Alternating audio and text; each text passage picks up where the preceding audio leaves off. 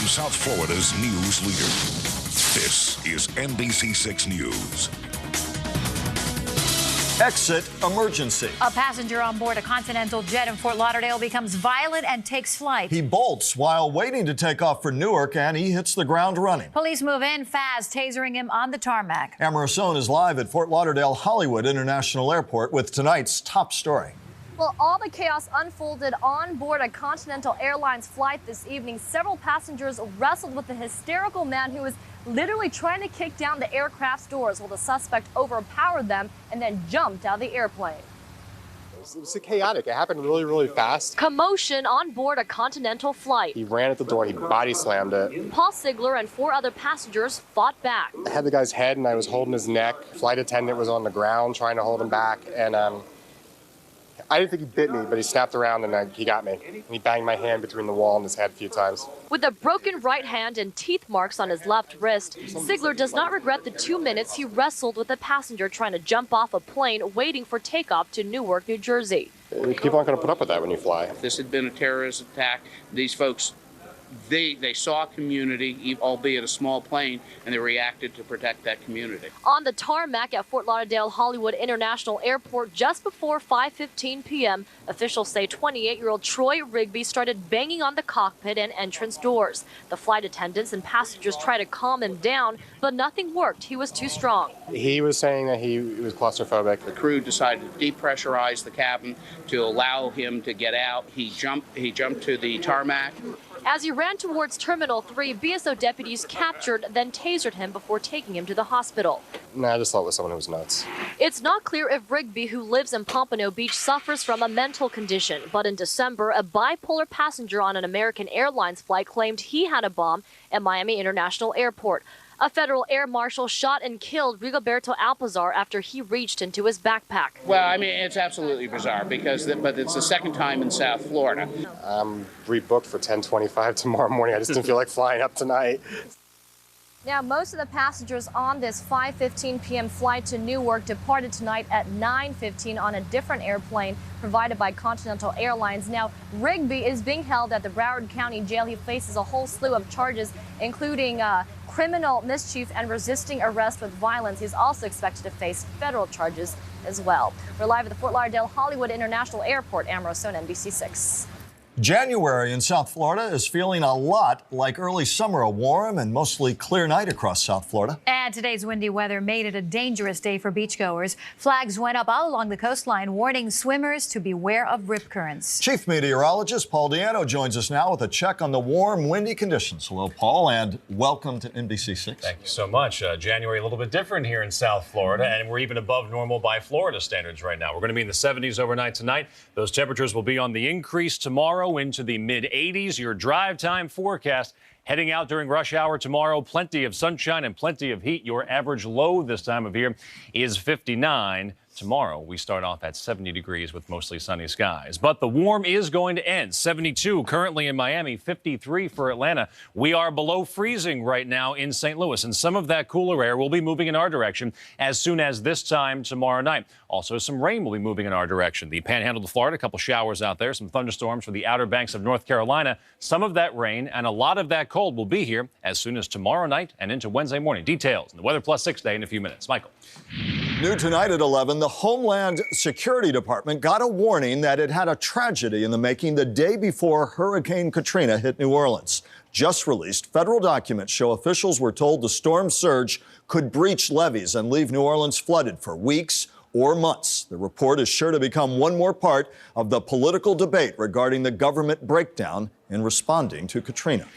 Tonight, a top forensic expert is on the case of a missing groom who disappeared from his honeymoon cruise. Earlier today, Dr. Henry Lee was able to examine the Royal Caribbean ship where George Allen disappeared without a trace last summer. Sharon Lawson is live on Watson Island, where Dr. Lee indicated tonight he may have found something. Sharon? So true, Jackie. Dr. Henry Lee, known for his work on the O.J. Simpson case, had just over 4 hours to conduct 3 of the 5 experiments he wanted to do on board that ship.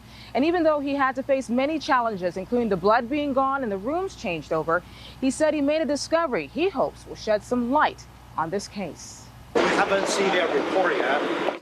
A tough mission ahead for famed forensic expert Dr. Henry Lee and his team. They boarded the Royal Caribbean berth where the Brilliance of the Seas was docked Monday morning, seeking answers on the mysterious disappearance of honeymooner George Smith 6 months ago. I did find something, okay, but I cannot tell you what we found. But later in the day, more details of Dr. Lee's findings were revealed. And he said to me that he found something very significant in the room.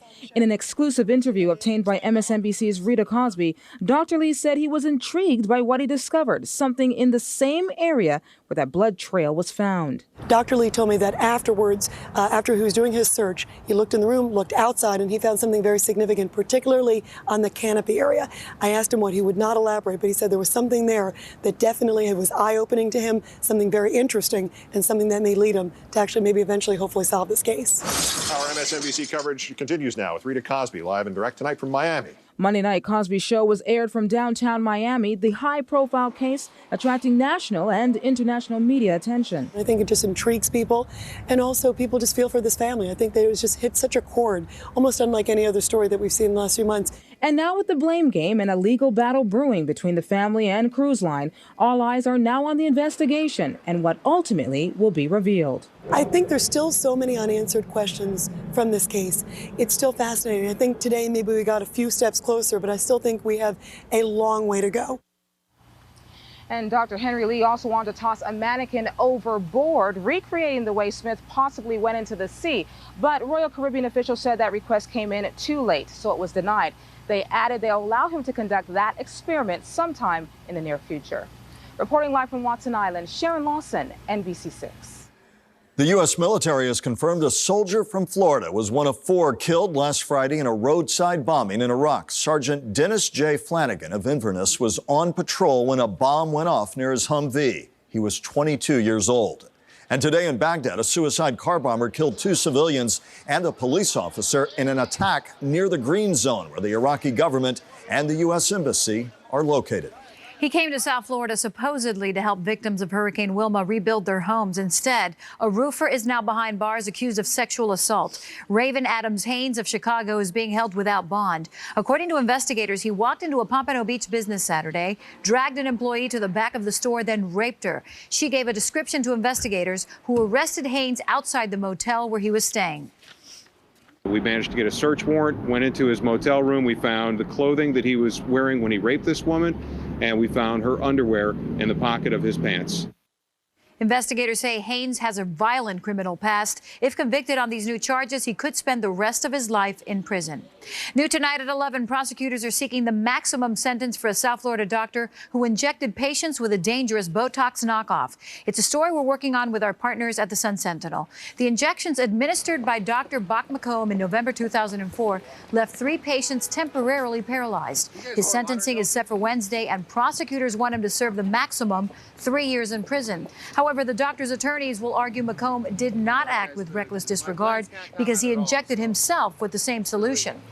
Also new tonight at 11, unhappy residents of a Hialeah condominium complex vote to remove all the board members of their association. Residents of the Flamingo condominiums on West 24th Avenue claim that association money was used by the president for personal use, all while damage caused by Hurricane Wilma went unrepaired. 5 new members have been voted to the board, and residents say they are now considering legal action. Firefighters perform a risky rescue this morning after a construction worker falls from the building he's working on. The 23-year-old man was on the 48th floor of a building along Collins Avenue in Sunny Isles Beach when he fell about 20 feet. The worker had a safety line, but firefighters say apparently it didn't work. Because of the height involved, a dumpster was turned into a rescue basket to bring him down. No word on his condition tonight. Florida lawmakers will take their first look this week at a measure that could give Florida one of the toughest DUI laws in the country. The proposed legislation would slap repeat drunk drivers with a minimum 2-year jail sentence instead of the current 30 days in jail if they're convicted of a 4th DUI. The measure also includes boating under the influence. Now, any combination of operating a boat or vehicle under the influence would count toward that minimum jail sentence. From the Sun-Sentinel newsroom, housing in Broward has become so expensive that a person must earn almost $100,000 a year to afford the average home on the market. That's according to a study being conducted by a business group. Now, the gap between what most workers can afford and what is available in Fort Lauderdale is almost $300,000. Analysts say the problem will only get worse because more housing will be needed over the next 6 years to deal with Broward's growing population. You can read much more on the ever-increasing cost of housing in tomorrow's Sun-Sentinel. Tonight, a weight loss drug is closer to being sold over the counter. But is it safe? Well, the Food and Drug Administration thinks it is, so there may soon be a new contestant in the Battle of the Bulge. I'll have the story. Cell phone security. Tonight, state lawmakers are stepping up efforts to protect you and your caller ID list. And a new cleaner choice in bottled water. Hitting store shelves tomorrow. It looks like plastic, but you won't guess what it's made out of. Much more ahead on the NBC 6 News at 11. We'll be right back. You're watching the NBC 6 News with Jackie Nesbro, Michael Williams, NBC 6 Weather Plus with Chief Meteorologist Paul Diano and Joe Rose with sports. NBC 6, South Florida's news leader. The plus in Weather Plus is the NBC 6 Weather Plus team with new Chief Meteorologist Paul Diano. South Florida's largest team of meteorologists committed to bringing you the most accurate forecast. Rain's going to be in your backyard later on today. Weather Plus, on the air and online. But a good chance of rain moving in today. The only local 24-hour weather network. Local weather, wherever you want it, whenever you want it.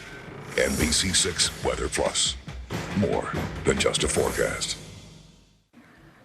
Dieters may soon have yet another over-the-counter option available to them. But one believed to possibly cause some serious side effects. Julia Yarbo is live in our newsroom with more on this controversial diet drug. Well, the drug we're talking about is Xenocol. If the Food and Drug Administration approves it for over-the-counter sales, it would become the first such diet pill available without a prescription. An FDA advisory panel voted 11-3 in favor of making that drug available over the counter. The drug from pharmaceutical company GlaxoSmithKline, now known as Xenocol, would sell the product under the name Ally. So how does Xenocol work? When taken with meals, it blocks the absorption of about 1/4 of any fat consumed. However, there are side effects associated with this drug, including gas and incontinence. It's not recommended for diabetics. It could interfere with vitamin intake, and there are concerns of abuse by bulimics or binge eaters. An official with GlaxoSmithKline told the panel today the drug is no magic pill, saying it must be combined with a diet and exercise regimen to work. The head of the watchdog group Public Citizen urged the panel to reject the company's application, saying the long-term effects of this drug are simply unknown. Now, for dieters looking for extra help, will Xenocol or Ally be available anytime soon? The FDA usually follows the recommendations of its advisory panel, but there is no indication of when the agency will actually make a decision on this drug. Michael? Selling cell phone call records. It seems there's a growing market for people looking to buy and sell the list of calls you make, and that's prompting demands for action tonight. Florida U.S. Senator Bill Nelson is spearheading a bill to outlaw that practice. He says there are 40 companies on the internet alone where, for $100 or so, you can buy a list of someone's calls if you have their cell phone number. If we don't do something immediately, none of us will have any privacy anymore. Phone records can help pinpoint where crime victims live. Knowing where a crime victim lives can be a tool for criminals such as stalkers and abusive spouses. If Senator Nelson's bill becomes law, selling phone records could lead to prison sentences of up to 5 years. Big changes are coming for the nation's second largest automaker. The great-grandson of Henry Ford and CEO of the company announcing today the company will cut 25,000 to 30,000 jobs as part of a restructuring of the company. 14 of the company's facilities will also shut down by the year 2012. The restructuring is designed to reverse a $1.6 billion loss last year in its North American operations. In the long run, we will create far more stable and secure jobs. We all have to change, and we all have to sacrifice. But I believe this is the path to winning. The job losses will be both blue and white collar, and Ford will cut its officer ranks, board-appointed vice presidents and higher by 12%. Tens of thousands of abortion protesters marched on Washington today. They rallied on the National Mall, then headed to the Supreme Court. Their signs and speeches marked the 33rd anniversary of the Roe versus Wade decision that legalized abortion. These protesters are hoping new faces on the nation's highest court may someday mean a reversal of that landmark ruling. New tonight at 11, West Virginia lawmakers have unanimously passed a bill that would require mines to use electronic devices to track trapped miners and to stockpile oxygen to keep them alive during mining accidents. All this after 2 miners died over the weekend after they were trapped inside a mine in the community of Melville. This just weeks after 12 other miners died in the Sago mine. Today in Washington, Congress heard from critics who say more should have been done years ago to improve safety. We have known for years that we need additional mine rescue teams in this country, and the problem isn't getting better, it's getting worse. But federal lawmakers are now feeling the pressure, and they're vowing to step up their oversight of mine safety. And we are following a developing story out of California. This is a 75-acre fire called the Plunge Fire, burning near Running Springs, California, just southeast of Los Angeles. No structures are threatened in this fire, and the cause is still under investigation. All over Southern California, red flag warnings are posted because of the combination of wind and low humidity. And now, Chief Meteorologist Paul Diano with NBC6 Weather Plus. And good evening to you. Plenty of water in the atmosphere. It is sticky outside, but none of that water is falling in the form of rain in the Sunshine State right now. Weather Plus Viper radar zooming down to South Florida, where Broward County, Miami-Dade County is dry right now. We'll zoom into Miami. Miami Beach looking good. The Gables, Key Biscayne all dry, but that may change with a couple spotty showers moving in tomorrow night. And that's going to come with the cold front, which is going to turn these 80s back down to the 70s. And for some of you, come Thursday morning, you may be waking up with temperatures in the 50s. Let's check the numbers for today. We had a high of 80 degrees, and that morning low of 73 has now been eclipsed by our current temperature of 72. So we'll go down the record books as 80 and 72. Your high and low for today, normals 77 and 59. Current temperatures outside holding steady at 71 in Fort Lauderdale, 72 for Miami. We're at 70 degrees right now in Opelika. 70 is pretty popular. Miccosukee and Homestead, Pembroke Pines all coming in at 70 degrees. Marathon right now at 74. Satellite right now, not that much out there. A couple fair weather clouds, and that is it. We have some thicker clouds up to the north, up toward Gainesville, and that is moving along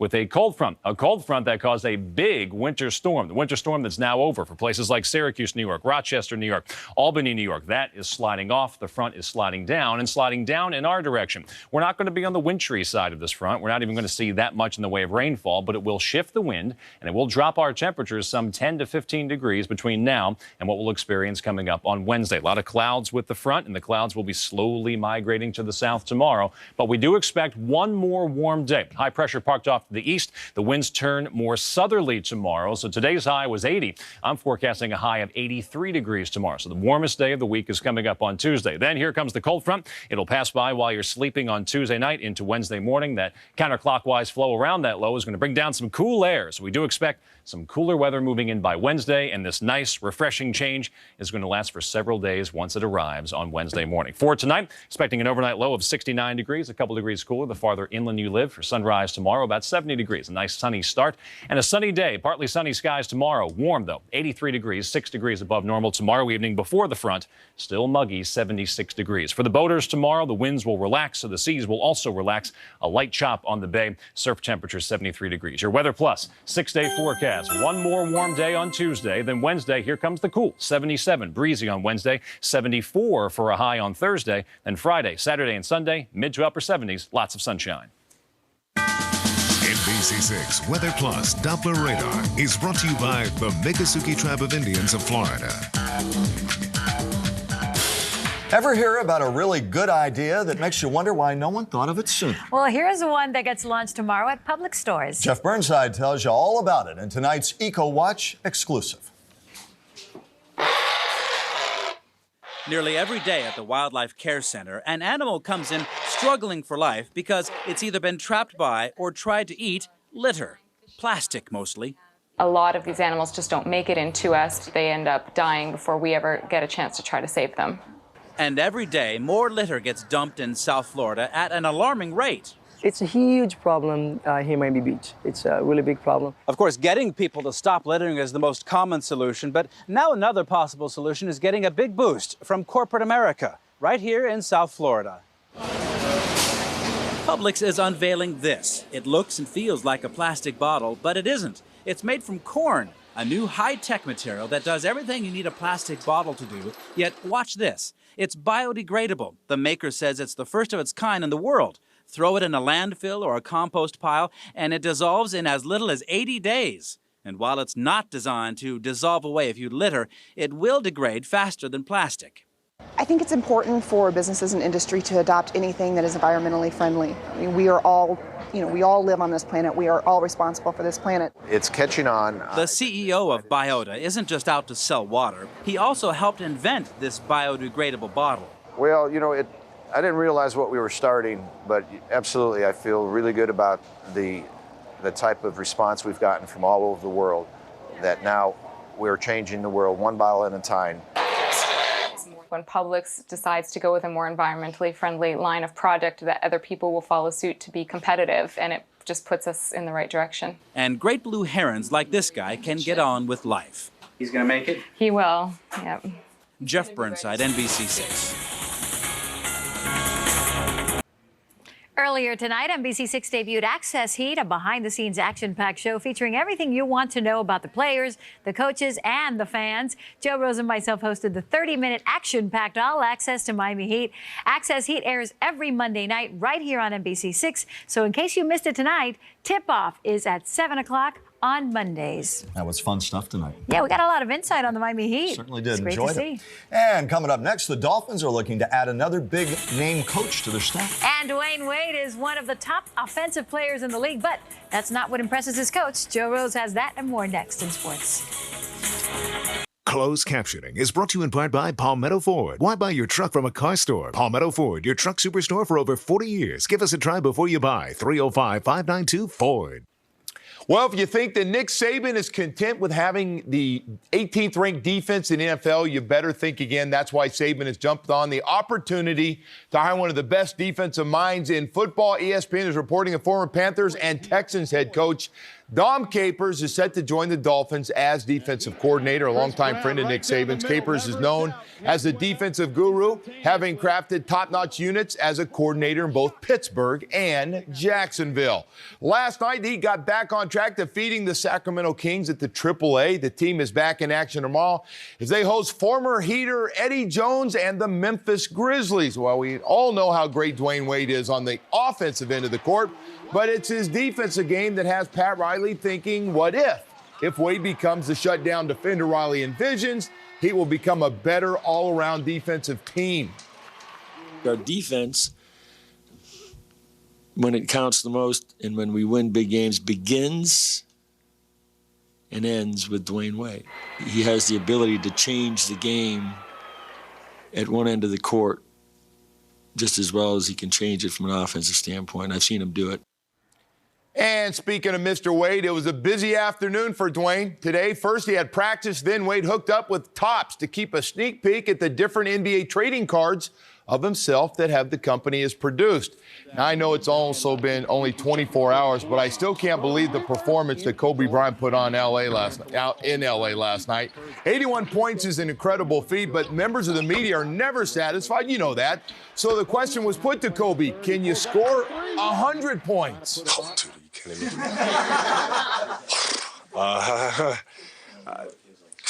I don't know. I guess it's possible. I don't know. I don't know, bro. That's unthinkable. So was 81. Big college basketball showdown on the women's side between #1 Tennessee and #2 Duke. Close game early on. Candace Parker with a nice move and layup. Tennessee down 4 late in the first half, but it was all Duke in the second half. Lindsey Harding picks it, goes coast to coast, takes it in for the bucket and the foul. Duke knocks off #1 team in the country, 75-53.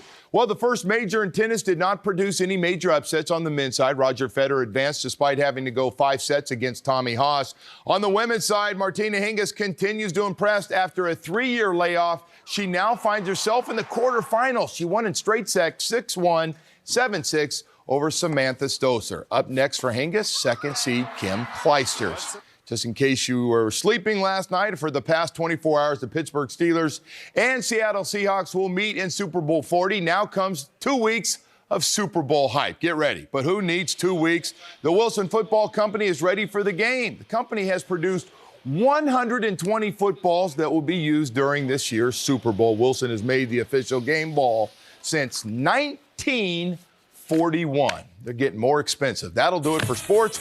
We'll be back in just a moment.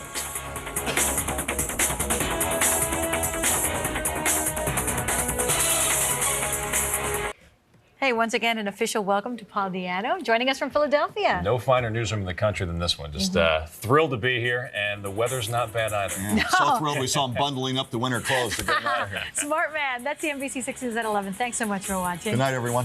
Good night. Welcome aboard. Empty sweater box. NBC6 is South Florida's news leader. Join Bob Mayer, Pam Giganti, and Lonnie Quinn tomorrow morning beginning at 5 for Today in South Florida. And for news 24 hours a day, visit us on NBC6.net.